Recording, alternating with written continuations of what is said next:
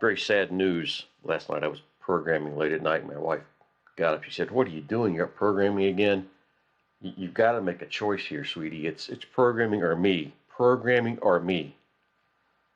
I said, "Don't you mean programming X or me?" Hey, howdy, ho. Daniel Markham here. Nerd Roundup. It's Friday. I'm recording this on Thursday, but you're probably seeing this on Friday or later. What is Nerd Roundup? Why am I here? Why are you listening? What is the meaning of life? Some of these questions I'll answer, some I will not. Nerd Roundup is every week I get together with friends, sometimes by myself. I think today I will be by myself. And I talk about cool nerd news of the past week. The emphasis is on having fun, joking around. There's nothing serious going on. I hope to do a lot of technical stuff, a lot of technical detail, but nothing in depth. I do not promise to make your hair grow or your penis larger or your breast bigger. I'm very sorry, but none of this will happen. Or at least it won't happen based on what you're hearing here. I hope not. If it does, please write me a letter. I could be on a new internet business. But really all you're here to do is hear some cool tech stuff. Normally I have a bunch of folks come by. James Grinning, John Kern, Uncle Bob, Scott Ambler said he wanted to come by. Mark Danzinger's been here before. But today it's my own by myself. So what I do is put together a series of links and just show you guys the articles and tell you why I think they're interesting. And usually when we do things by myself, it runs a lot quicker. So let's see what we got. Before I start, I wanted to show you where I got here. No, not that. This. Hopefully next week, James and I think James will be here next week. Last week we were talking about FFmpeg, this cool little Linux utility. It runs in other platforms as well that does audio-video processing. I continue to, and I wrote this script based on this, I continue to find a bunch of crap I used to pay for on Windows is actually using free stuff available mostly for Linux, so they've either recompiled or somehow kind of sucked into their own stuff and sold it to me. And that makes me very sad. So it was cool to sort of play around with FFmpeg some more. That dang thing will do about anything. You make slideshows, you can make convert things from movies to animated GIFs, to movies to pictures, pictures to movies. It is really, really cool. Look forward to talking about that next week. What kind of links do we have this week? Well, the first one is not a fun link. I try to do fun stuff, but this one, I have to bring it up because it seems to impact the work we do. The cryptocurrency surveillance provision buried in the infrastructure bill is a disaster for digital privacy. This is the headline of an article by the Electronic Frontier Foundation, a group that tries to keep the internet and computing as free as possible. And I also read two other essays that said that those dang crypto people are trying not to, to make bunches of money and get away with it. So Congress is trying to prevent us nerds from making millions of dollars using cryptocurrency and then not reporting it back to the Congress. These are for folks in the United States. If you didn't know this about the United States, we are one of just a very small number of countries that have decided that we can tax your ass anywhere in the world. If Boris Johnson, the Prime Minister of the United Kingdom, found out he actually owes taxes to the United States because he was born when his parents were visiting here, which made him a part U.S. citizen. It also meant he had violated tax rules for many, many years. We just seem to decide on our own because we're just the United States. We can just do anything we want to by legislative fiat. And so they've become worried that nerds like us are making billions of dollars. I know I almost fell off my yacht when I read this. So they got a 2,000-page bill, which in itself is a problem. And if you read through here, it basically says if you're a broker responsible for and regularly providing any service that involves a transfer of digital assets. Okay, so a service that involves the transfer of digital assets, if you don't realize how vaguely that's worded, if I send you a JPEG when you push a button, I'm transferring a digital asset. I think that what we're doing in a lot of cases, including sort of a lot of this terrorism stuff, is that we seem to be so afraid of something that doesn't exist that we're creating the very thing that we're afraid of by overreacting to our own fear. This is just a sad situation. I'm not concerned from a cryptocurrency aspect of this. The crypto guys, if you own digital assets, NFTs, do whatever you've been doing. I'm hoping and assuming you're following the law and reporting your sales. But I'm quite concerned for us poor little schmucks who have nothing to do with any of this stuff, who are getting caught up in this. And for those of you who say, well, no, actually we're after the rich folks, I remind you of all the bots we have now on YouTube that go through and try to find DRM content so that they can automatically have your stuff delisted from YouTube. I used to run this podcast on YouTube, and I stopped. And the reason I stopped was I had 10 seconds of a drum solo from 1948 to start off this thing. Nobody even heard of these people. Nobody heard of the solo. I thought, hey, it sounded pretty cool. And if anybody asks, I can actually point them back to this artist and the drum solo, and it would be cool. It would be even more cool for my nerd friends. And so I play these 8 seconds of drum solo at the beginning, and I would get constant reminders from little computer programs on YouTube that said, no, you're lifting some DRM material, and we're not going to monetize your video. Of course, YouTube will continue to make money up, but I can't because I played some obscure little packet of sound. Yeah, it's fucked up. I sent an email back saying, guys, there's a de minimis exemption for DRM that, 8 seconds, nobody can recognize what it is. It's not copyright infringement. But you know what? The little robots at Google do not care about my argument. And so this type of total bullshit is coming your way if you move little files around. The military has reached a point where they have a judge advocate group. They've had one for some time, but they've reached a point where they can almost not take any action at all without consulting lawyers to determine whether or not they're breaking war crimes or their own rules or congressional laws or UCMJ. It's gotten so nobody knows what the law is anymore. I remind you of the old maxim: if everything is illegal, there are no laws at all. It's just enforcement. So selective enforcement just pretty much picks who they don't like, and they throw your ass in jail. Everybody else is good because everybody's breaking the law. So this is very, very bad. It's still being debated in Congress, and I'm hoping this will get fixed. I am not optimistic, however. For those of you who've been paying attention, digital currency, cryptocurrency, NFTs have got a lot of hype. I saw a tweet yesterday: should I buy a house or a picture of a frog? And I'm not really sure that was a joke. It was kind of joking, but not really, because you can buy digital pictures, which are just expensive as houses.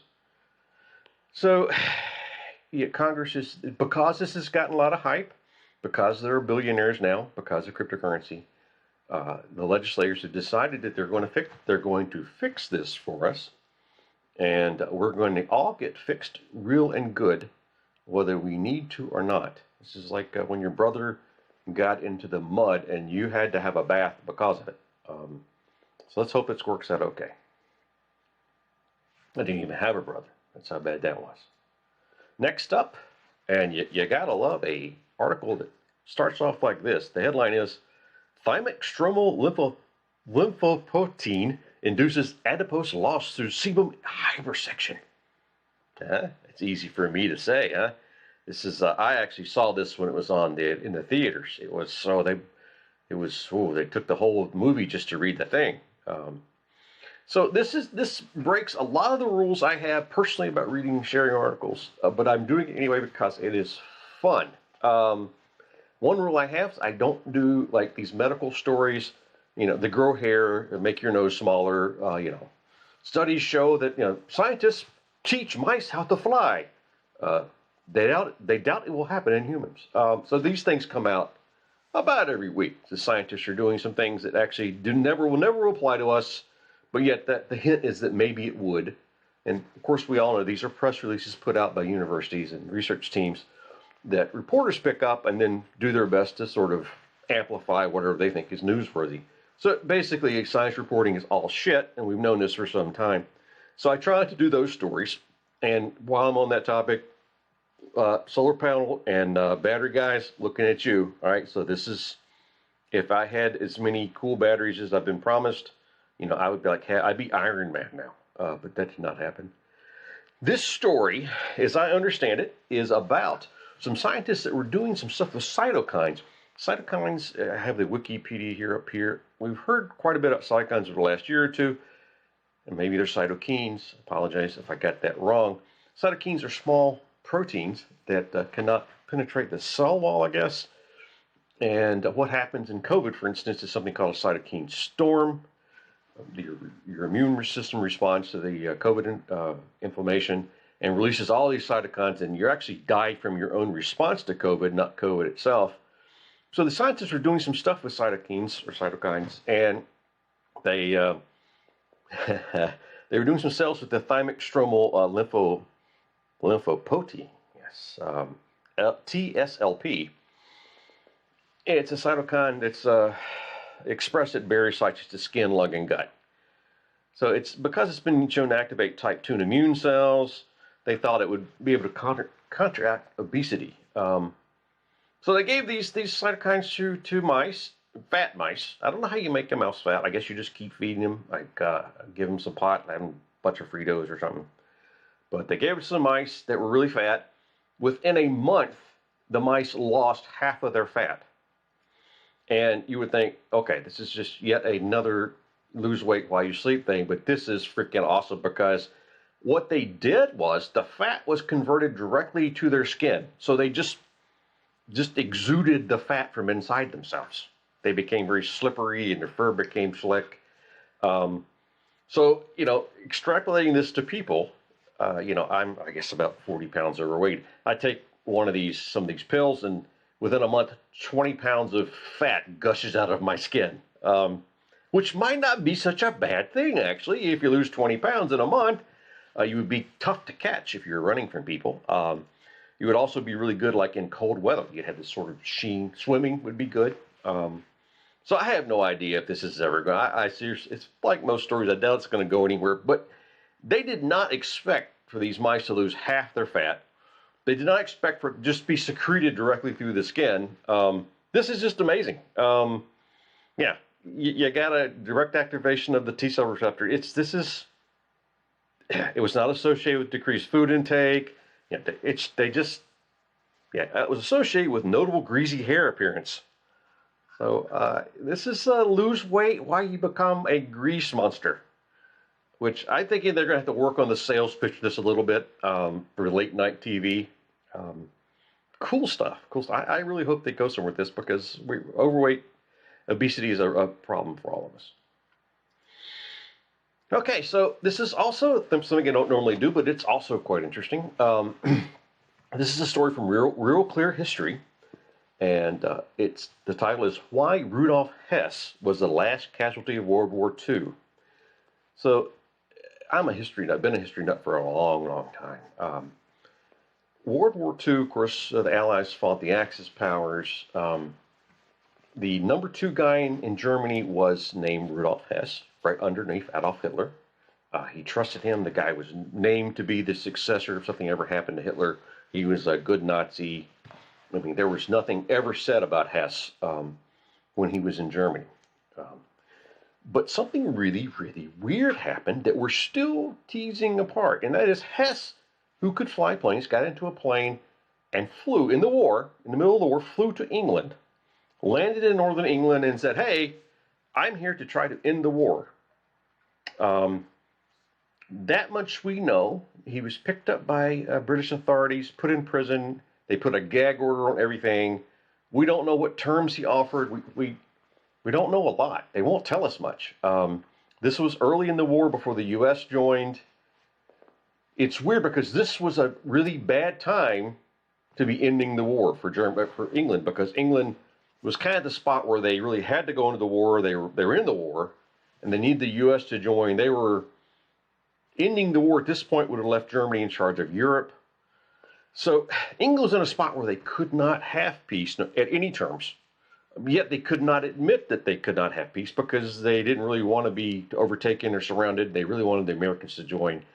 So they just threw this guy in prison for like 45 years.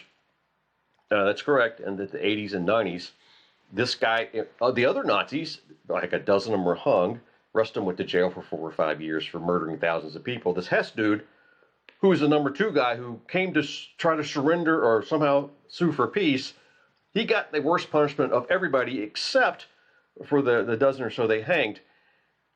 We don't know what he had to say. And at some point, was it 45 years or so, he had suicide committed upon him. He was, they said he, of course, we don't know. They said he actually hung himself in his cell. Medical professors who looked at him said, well, it would make more sense if he hung himself if the rope marks had been such that they pulled upward on his neck, but the rope marks are actually pulled backwards as if somebody put their foot in their back and strangled him, which is kind of inconvenient. Cool stuff. And we really died in 1987.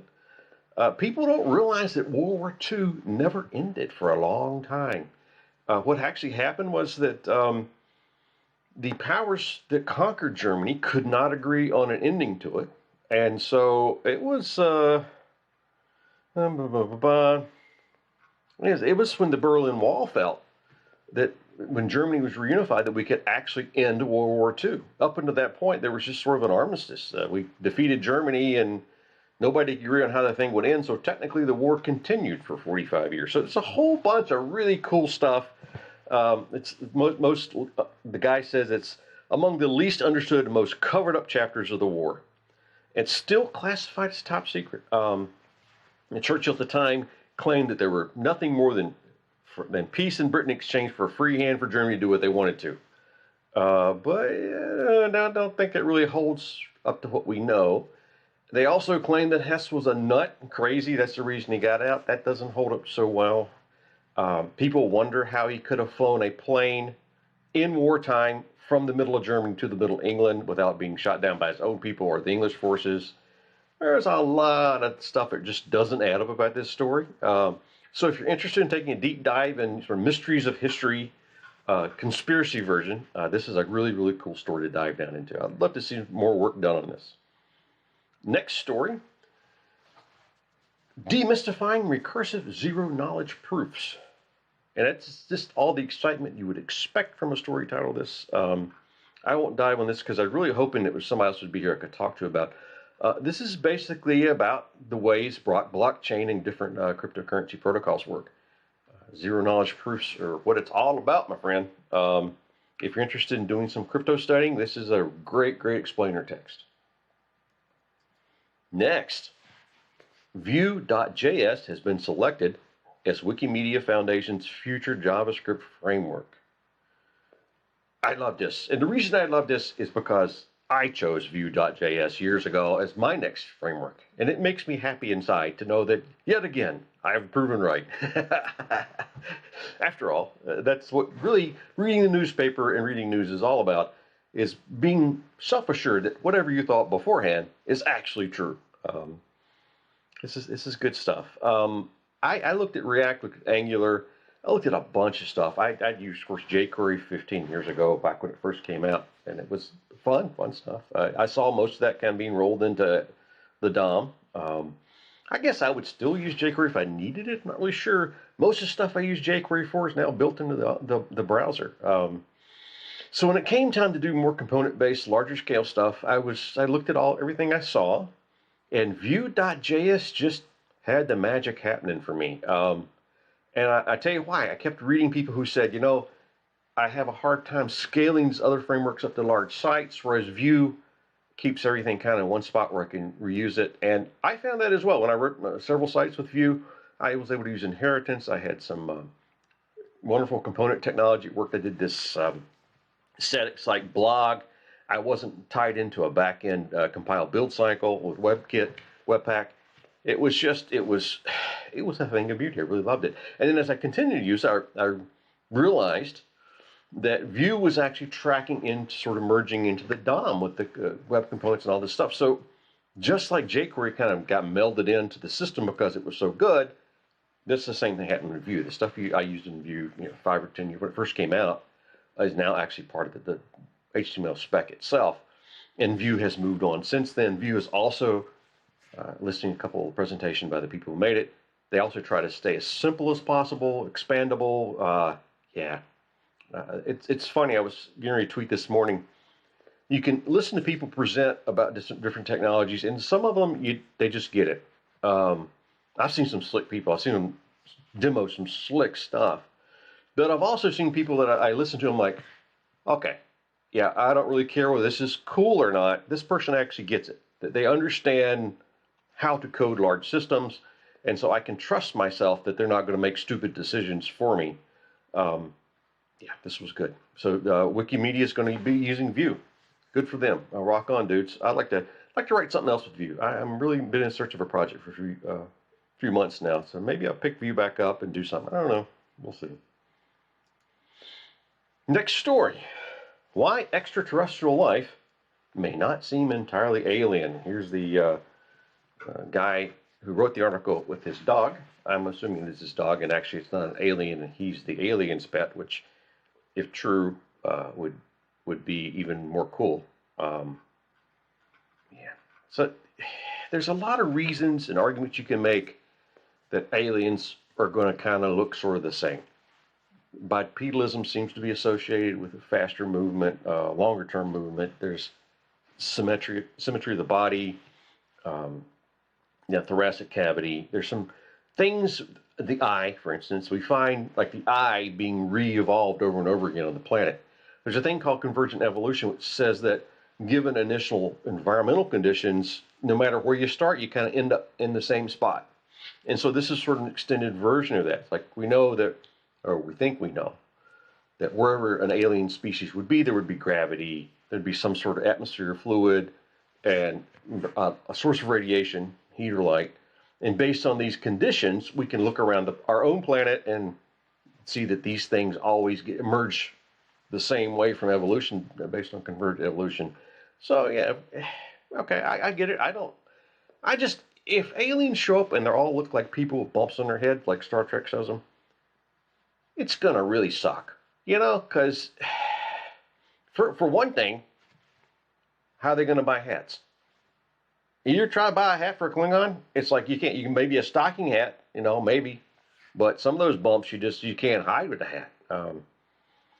The next article is sort of more of an explainer, dive deep on this. This came a day or two after this first one. Alien Dreams, the surprisingly long history of speculation about extraterrestrials. You would think that we would just be speculating about aliens over the last, 30, 40 years. No, it goes back hundreds of years. Matter of fact, this guy begins with the Cherokee, the Native American Cherokee.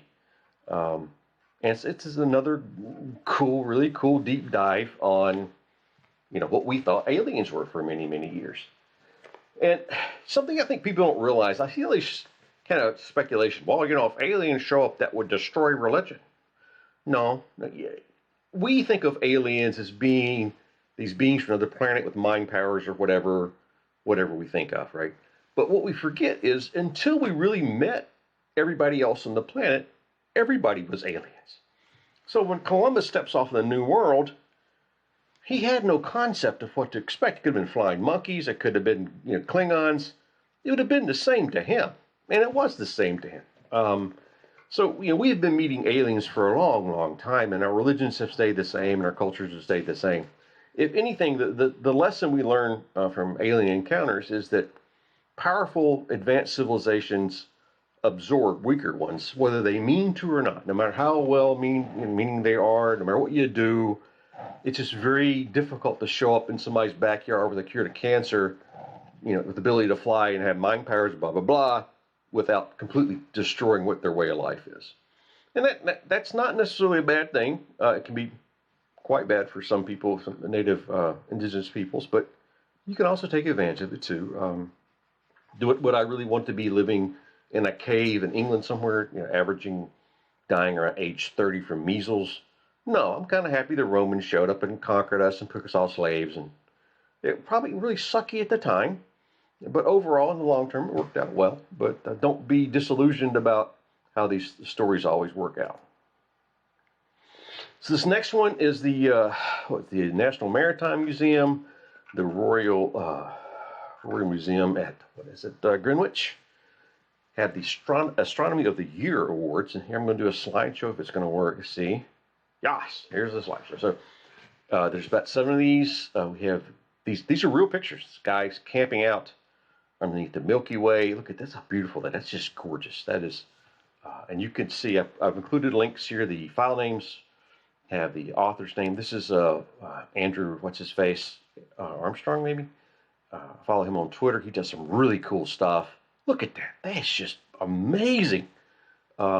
Gorgeous, gorgeous work here. It's interesting that these pictures mostly involve Earth as well as sky, which is neat. This one kind of came out flat. Maybe it's flat. You know, I think it's the thing where the moon's nearing the horizon, so it kind of gets squished. Look at that. Whoa. You almost think that had to have been some sort of false color thing. That's very, very cool. Look how gorgeous that is. That's amazing. That's a moon bow. I think that's it. No, this is the last one. Is that cool or what? I would love to take pictures like that. That's astounding. So if you're interested, go to that site, take a look. I think you can vote for the astronomy picture of the astronomy photographer of the year. They're going to have the announcement on September 16th, and it'll be at the National Maritime Museum. Yeah, that's just cool, cool stuff. Next story.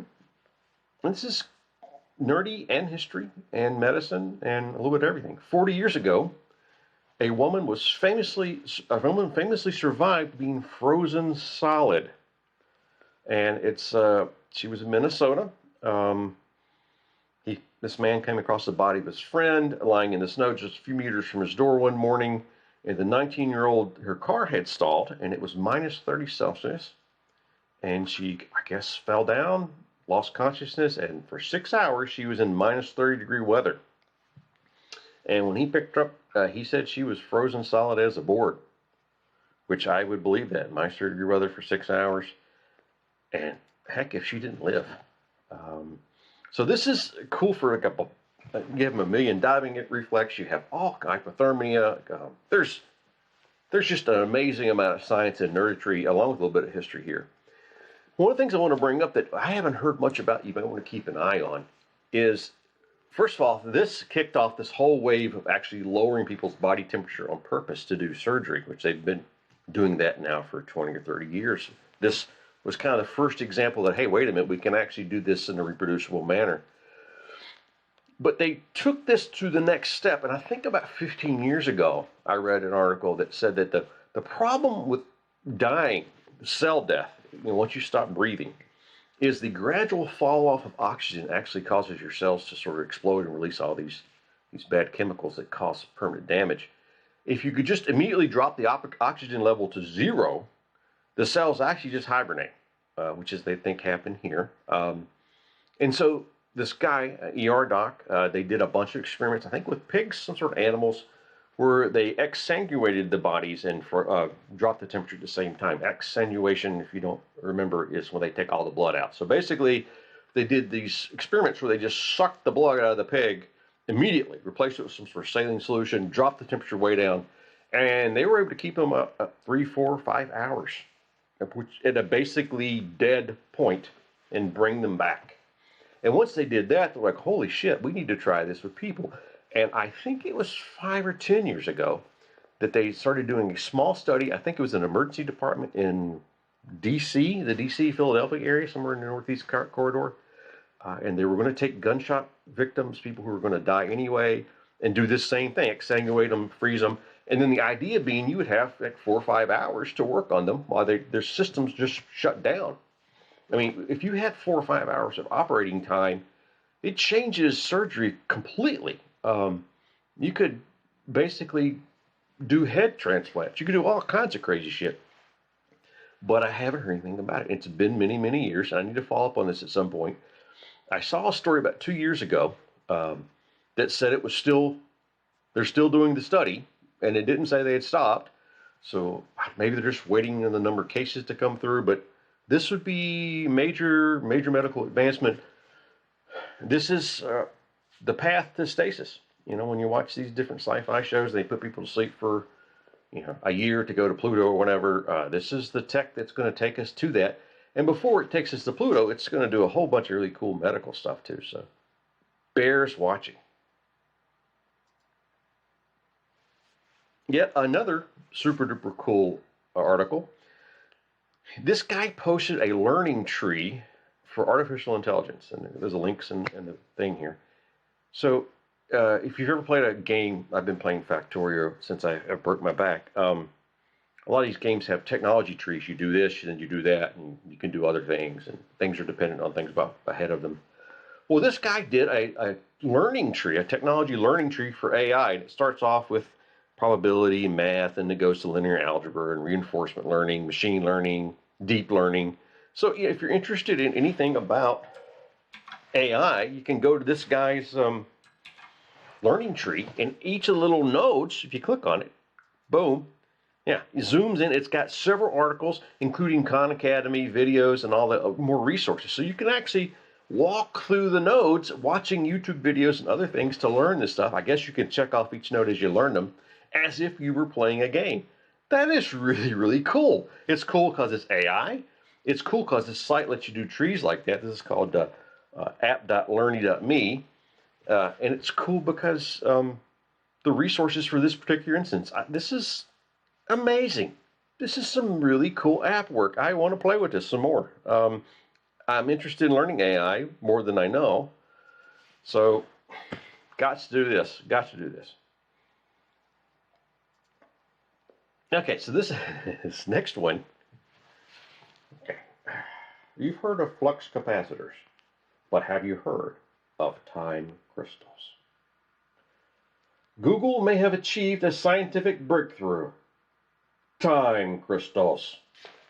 Or is this other, I have two articles on this because it's so bizarrely, amazingly, coolly nerdy. What was this? Oh, come on. Google's time crystals could be the greatest scientific achievement of our lifetimes. Yeah. This tickles my funny bone for a lot of reasons. First of all, what the living shit is a time crystal? Is it like the Infinity Stone? So a time crystal, as I understand it, it's like a normal crystal, but it changes shape on a regular basis. So crystals are molecules or atoms stuck into a firm lattice, diamond, salt, things like that. A time crystal is a crystal that changes its crystalline nature on a regular basis. You could say pulses, reconfigures itself. It's movement without energy, which is the thing that blows everybody's mind. So it's like now I'm a star, now I'm a diamond, now I'm a star, now So it vacillates back between various shapes on a regular basis. It is fixed in time and space, so it's wild. Immediately, I want to use it for quantum computing. I guess it would be sort of like a clock chip, perhaps, for quantum computing. But long term, who the heck knows? I am with this guy. I am reticent to go completely and say it's the achievement of our lifetimes because I just don't know that much about the physics behind this. I do know that this is one of the more weird things I've seen, and I've seen a lot of weird things. If you have movement without energy, I mean, that's like perpetual motion stuff. So, yeah, it's a big screw you to Isaac Newton. Yeah, you need to follow up on this if you're interested. By reading this and just sort of pulling stuff out of my ass and guessing 10, 20 years before we have hovercraft and transporters. So I think it's going to be a while before this actually becomes the discovery of our lifetime, such that it's obvious to folks. But who knows? Well, the first objects to spontaneously break time translation symmetry, which is the usual rule that a stable object will remain the same throughout time. So these objects are stable, but they also change because they're stable in a fourth dimension, not in a third one. Just it's the same as a two-dimensional object changes the vector as you trace around a square, even though the square itself stays the same. It's a new category of phases of matter. It's not a new phase of matter. It's a new category of phase of matter. It expands the definition of what a phase is.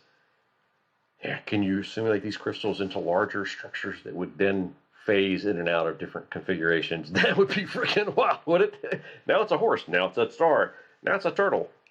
Yeah, it definitely messes with your mind even more than quantum stuff does, and that's a lot already.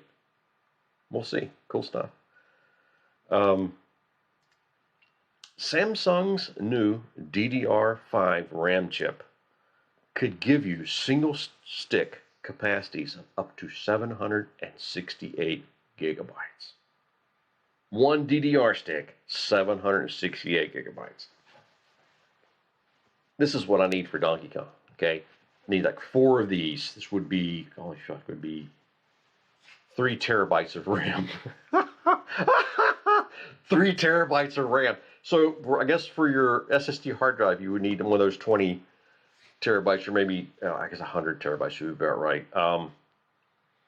Yeah, this is freaking awesome. But for most of us, you could just get like a 24 gig stick. And I am quite sad that RAM has just stopped for maybe 10 years now. I really expected to be at about half a terabyte now inside my computer, and I'm not because of a lot of reasons, but I keep looking for notebooks with 32 or 64 gigabytes of RAM. It's tough to find.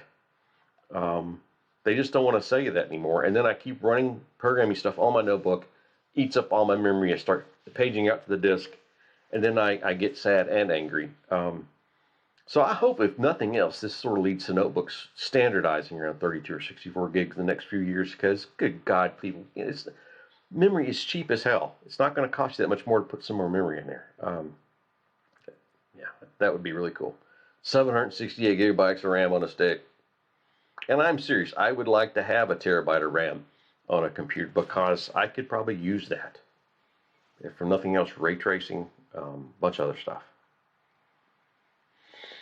All right, I think this may be the last one. Bell Helicopter unveils a VTOL, vertical takeoff and landing aircraft. It's a concept that has fold-away rotors for jet speed flight. And if you're just hearing this in the podcast and can't see the picture, where's the picture? There's the picture. Basically, think of a V-22 Osprey. It's got, V-22 has the wing that tilts up, and in the wings you have propellers. So it tilts up and you have a helicopter takes off, and the wing tilts down and you fly forward. That's the way the Osprey works. Well, this is a very similar idea, except for once it tilts forward, the blades just fold back into the wing, and so it becomes a jet, because these are turbines anyway. So it transitions from a turboprop to just a jet plane, which kind of leads me to think you could, if I understand this correctly, have a vertical takeoff and landing supersonic jet transport, which would be freaking awesome if they ever made one of those. This fold-away rotor idea is most cool. I want to see more of this, and they say it's gonna be the next generation of the Osprey if they do it. They call it a high-speed vertical takeoff and landing, or HSVTOL. So yeah, very cool. And you got a little bit of a diagram and story on how it's going to work. Good stuff if you're interested. Yeah, some cool stories this week. The time crystal is freaking awesome. The thing with the hibernation thing is awesome. The lose all your fat through your skin.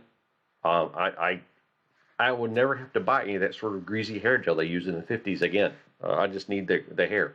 But cool stuff. Let's do the little goodbye thing here. Check out the new logo. Isn't that cool? That's right. It's been 40 minutes. 40 minutes of your time that you could have been studying to be a doctor. You could have learned a new language this time. You could have learned math. You could have been to this learning tree thing where you picked up new AI skills. You might have even had time to freeze yourself and launch yourself to Pluto. But no, you're with us, and you're here with Nerd Roundup, and we're happy to have you.